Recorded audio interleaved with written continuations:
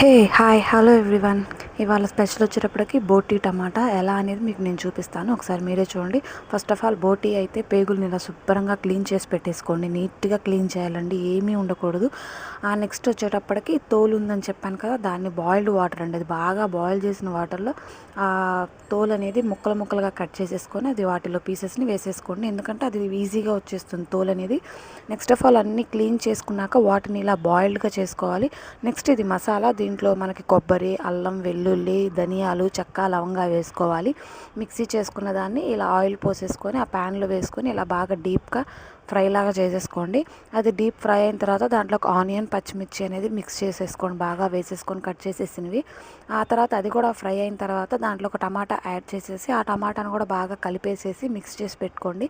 Next ఈ boiled అయిన బోటీని కాస్త దాంట్లో వేసేసేయండి. మొత్తం ఆ బోటీని దాంట్లో వేసేసి బాగా దాన్ని కూడా కలిపేసేసేయండి. కలిపేసేసిన తర్వాత దాంట్లోకి టేస్ట్కి తగ్గట్టు మనకు సాల్ట్, పసుపు వేసేసుకొని మిక్స్ చేసేసుకొని మూత పెట్టేసుకోండి.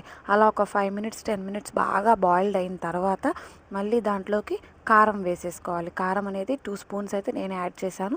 మీకు ఎంత కావాలనుకుంటే అంత స్పూన్స్ వేసుకొని యాడ్ చేసుకొని బాగా కలిపేసేసి కొంచెం వాటర్ యాడ్ చేసుకోండి. ఇందాక మనం బాయిల్డ్ అయిన వాటర్ ఉన్నాయి కదా, అవి కొంచెం మనం యాడ్ చేసేసుకోవచ్చు అండి, కొంచెం నో ప్రాబ్లం. యాడ్ చేసేసుకొని మూత పెట్టేసుకోండి. ఇలా బాయిల్డ్ అయిన తర్వాత ఫైనల్గా కొత్తిమీర జల్లేసుకొని తినేయటమే. మన ఛానల్ని సబ్స్క్రైబ్ చేసుకోండి ఇలాంటి ఫుడ్ ఐటమ్స్ కోసం. Thank you.